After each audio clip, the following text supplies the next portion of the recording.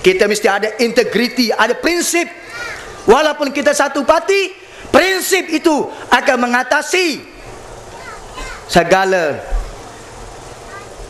personality, gaya hidup, wibawa dan identiti kita sebagai manusia yang diletakkan dua perkara, Al-Quran dan Sunnah, sebagai panduan dalam kehidupan. Tuan-tuan, puan-puan yang dihormati sekalian, saya tak boleh larang penokal kalau nak saman Felda. Walaupun saya nak maklum tuan-tuan, setiap hari, saya tidak berbohong, hampir setiap hari saya dihubungi oleh penokal Felda minta khidmat guaman nak saman Felda.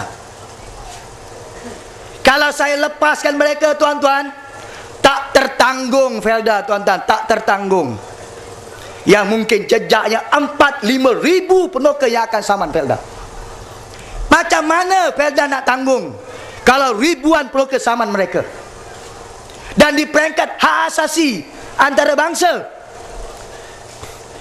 mana muka kerajaan dan Felda nak jawab di peringkat dunia, kenapa ada satu kelompok manusia di Malaysia yang menggerakkan saman beribu-ribu orang? Suatu rekod yang tak pernah berlaku di seluruh dunia berlaku di Malaysia dan di kawasan orang Melayu, iaitu di tanah rancangan Felda. Saya tak boleh halang, sebab kita manusia. Sebagaimana juga saya manusia yang ada perasaan. Apabila saya ditangkap di Felda Lembah Kelau, hanya kerana saya nak datang ziarah, ada pendokar Felda yang dilokap kerana isu bantahan empangan yang tanah mereka diserah kepada kerajaan Pahang, kerana nak buat empangan menyalurkan bekalan air kepada Selangor. Saya ditangkap dan merasa duduk dalam lokap. Isunya tuan-tuan bukan soal saya masuk lokap, tapi sebagai manusia saya ada harga diri. Sebab itu tuan-tuan, atas pandangan kawan-kawan, saya saman Felda. Felda saya saman, polis saya saman, kerajaan Malaysia saya saman. Alhamdulillah, saya pun tak sangka kita filekan saman baru 3 bulan tuan-tuan, tapi saya sudah terima surat resmi daripada mahkamah. Biasanya kes ni tuan-tuan 3-4 tahun belum tentu, tapi kuasa Allah, saya dah terima surat hari Isnin ini, 4 hari bulan tuan-tuan. Mahkamah telah panggil untuk sebutan kes saman saya kepada Felda, kepada polis, kerajaan Malaysia yang saya tuntut atas aib yang dikenakan kepada saya sebanyak, tak banyak tuan-tuan, hanya 20 juta saja. Akan didengar oleh hakim Mahkamah Tinggi Temerloh bermula pada 4 hari bulan Januari yang akan datang. Orang kata, wah, Mazlan nak tunjuk hebat. Kalau dia dapat, ada orang hantar SMS, kalau dia dapat duit 20 juta pun, duit itu bukan duit halal, kata dia. Bukan mereka nak tentukan halal dan haram, tapi ini sebagai suatu pengajaran. Jangan mudah-mudah untuk menimbulkan masalah dan menghalang hak rakyat untuk berhimpun, kebebasan bersuara. Sebab sebagai seorang manusia, warga negara Malaysia, kita ada hak untuk mempertahankan diri. Dan saya pun tuan-tuan, bukan saya nak layan semua benda. Kalau setakat orang nak caci saya dalam blog, saya tak kisahlah. Macam hari ini orang tunjuk kat saya, orang hentam saya dalam satu blog. Dia kata Mazlan telah sogok pengundi-pengundi. Dia tenang ni. Wah, kaya saya tuan-tuan.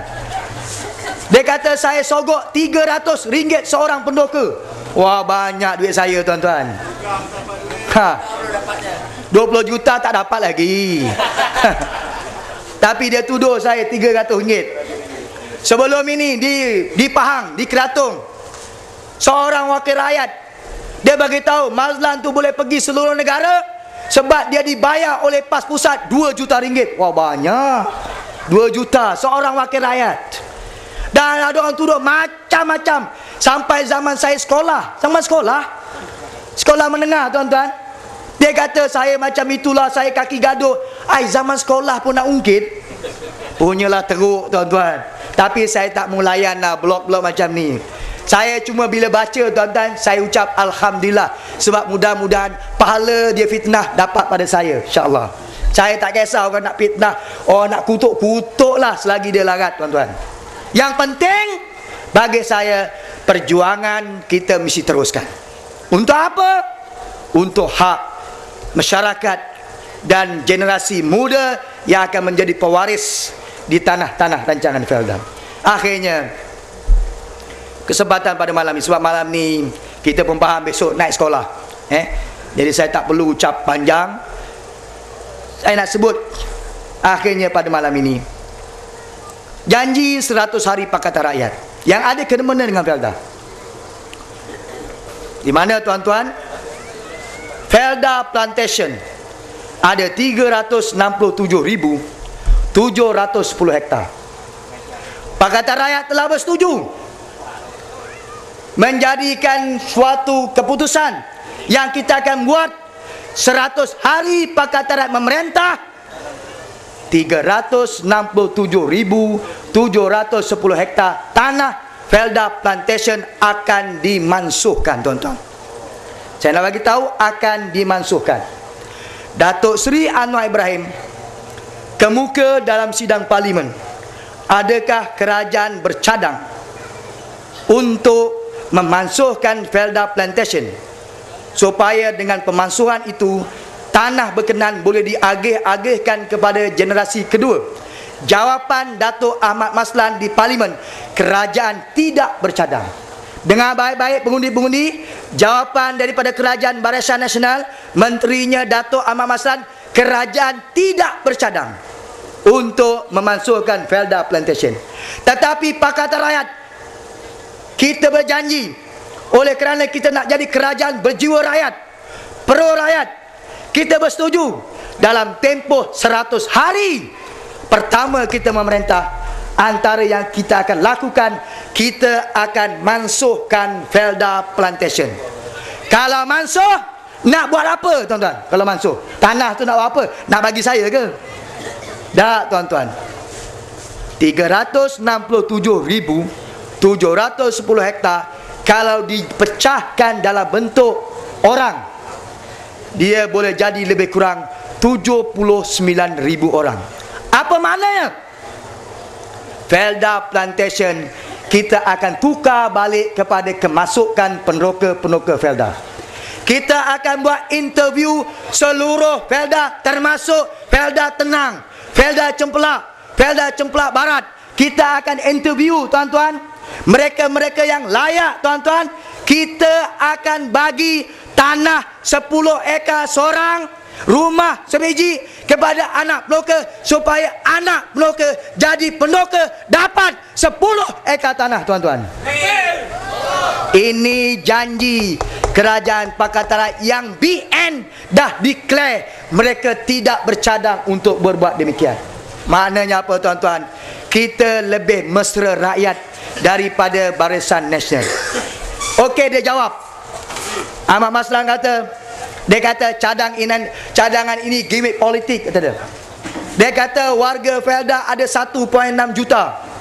Kalau kita agihkan 1.6 juta anak peneroka, setiap seorang cuma dapat tak sampai 1 ekar, dia kata.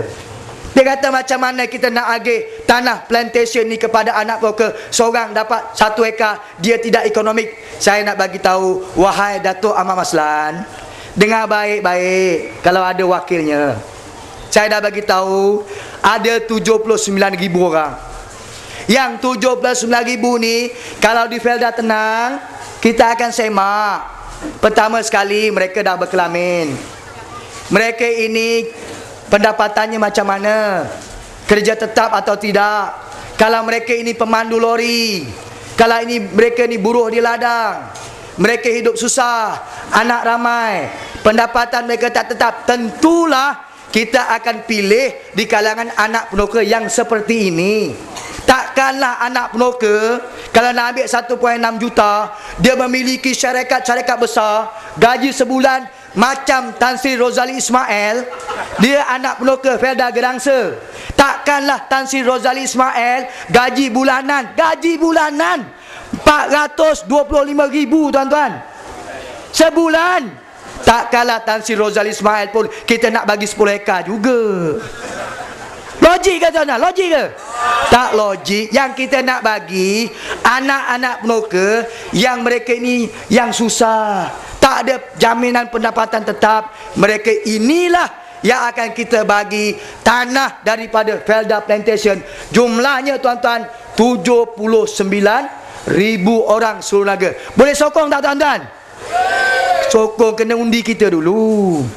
Kalau tuan-tuan nak sokong tapi tiba-tiba tuan undi Barisan Nasional, macam mana kita nak laksanakan janji ni?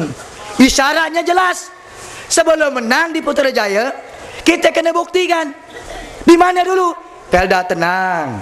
Kalau dulu dapat 200 lebih, kita ada keyakinan nak pergi Putrajaya. Sebab tak sabar-sabar nak dapat ni tanah 10 ekar. Tak sabar, kalau aku dapat 10 ekar ni, barulah hidup aku selesa. Selama ni aku menumpang dengan mak bapak. Kena ada janji, kena ada ikrar. Kita mesti pastikan Pakatan Rakyat menang dulu dekat Tenang. Sebab menang di Tenang, isyarat ini akan bawa kepada pilihan raya umum. Maknanya sampai di Tenang, satu don, tapi dia boleh pergi di Felda-Felda lain. Seluruh parlimen kawasan Felda ada 54 parlimen tuan-tuan.